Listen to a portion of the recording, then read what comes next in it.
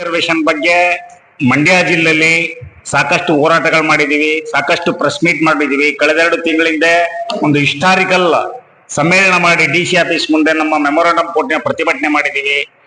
30 ವರ್ಷದಿಂದ ಹೋರಾಟ ಮಾಡ್ತಾ ಇರ್ತಕ್ಕಂಥ ನನ್ನ ಸಮಾಜದ ಬಂಧುಗಳಿಗೆ ಆನರಬಲ್ ಸುಪ್ರೀಂ ಕೋರ್ಟ್ ಆದೇಶನೂ ಸಹ ಚೇರಡಿಗಾಕ ಕುಂತಿದ್ದಾನೆ ಸಿದ್ದರಾಮಯ್ಯ. ಅವ್ರ ಬಗ್ಗೆ ಇರೋ ಗೌರವ ಎಲ್ಲ ಒಟ್ಟಾಗಿದೆ. ಅವನು ಈಗಲ್ಲ ಈ ಸಮಾಜದ ಶಾಪ ತಟ್ಟುದು ಮುಂದೆ ಇದೆ. 50 ವರ್ಷ ಸಾರ್ವಜನಿಕ ಜೀವನದಲ್ಲಿ ಚಕ್ರವರ್ತಿಯಾಗಿ ಮೆರೆದಿದ್ದಾನೆ.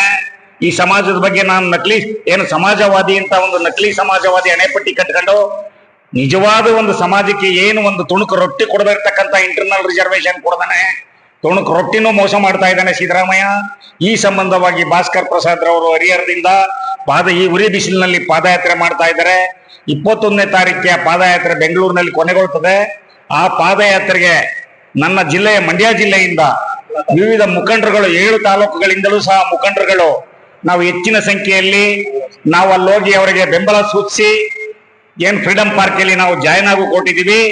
ಸರ್ಕಾರದ ವಿರುದ್ಧ ಕೂಡಲೇ ಸಿದ್ದರಾಮಯ್ಯ ಜಾರಿ ಮಾಡಬೇಕು.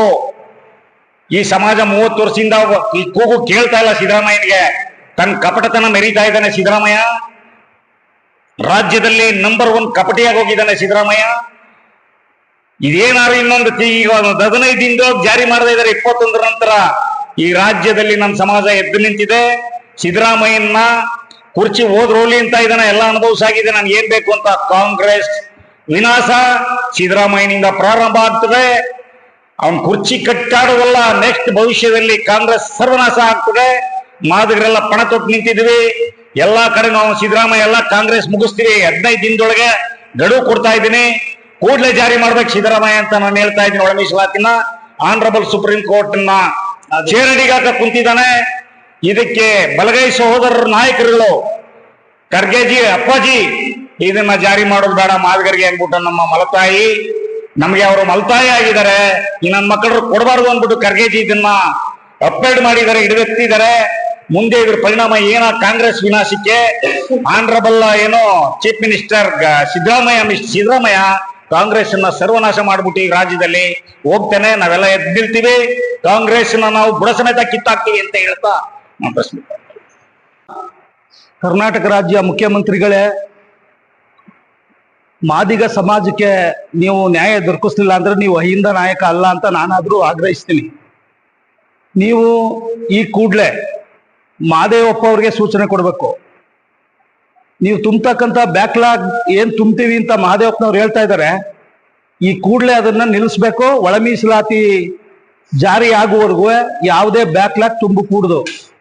ಇಲ್ಲ ಅಂದ್ರೆ ನಾವು ಈ ಸರ್ಕಾರದ ಯಾವ ಸಚಿವರನ್ನು ರಸ್ತೆಯಲ್ಲಿ ಓಡಾಡಕ್ ಬಿಡುದಿಲ್ಲ. ಕಪ್ಪು ಬಾವುಟ ಪ್ರದರ್ಶನ ಮಾಡ್ತೀವಿ. ನಮ್ ಜೀವ ಹೋದ್ರೂ ಚಿಂತೆ ಇಲ್ಲ.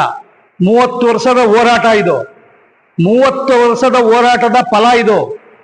ಸುಪ್ರೀಂ ಕೋರ್ಟು ಆಗಸ್ಟ್ 1ನೇ ತಾರೀಕಿನಲ್ಲೇ ನೀವು ರಾಜ್ಯ ಸರ್ಕಾರ ಮಾಡ್ಕೋಬಹುದು ಅಂತ ಜಾರಿ ಮಾಡಬಹುದು ಅಂತ ಹೇಳಿದೆ. 2 ತಿಂಗಳಲ್ಲಿ ವರದಿ ತಗತೀನಿ ಅಂತ ಹೇಳಿ ನೀವು ಈಗ 6 ತಿಂಗಳಾಗಿದೆ. ಇದು ಸರ್ಕಾರ ನಮ್ಮ ಮೇಲೆ ಮಲತಾಯಿ ಧೋರಣೆಯನ್ನ ತೋರಿಸ್ತಾ ಇದೆ. ಈ ಕೂಡಲೇ ಮಹದೇವಪ್ಪನವರೇ, ಗೃಹ ಸಚಿವರೇ, ಸನ್ಮಾನ್ಯ ಸಿದ್ದರಾಮಯ್ಯನವರೇ, ನೀವು ಈ ಮಾದಿಗ ಸಮಾಜದ ಶಾಪಕ್ಕೆ ಗುರಿ ಆಯ್ತೀರಿ. ನೀವು ಈ ಕೂಡಲೇ ಒಳ ಮೀಸಲಾತಿಯನ್ನ ಜಾರಿಗೆ ತರಬೇಕು.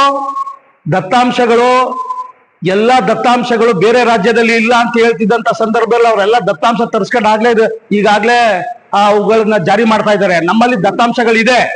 ದತ್ತಾಂಶ ಇದ್ರೂ ಸುಧಾ ನಮಗೆ ವೀನಾಮೇಸ ಎಣಿಸ್ತಾ ಇರ್ತಕ್ಕಂಥದ್ದು ಸೂಕ್ತ ಅಲ್ಲ.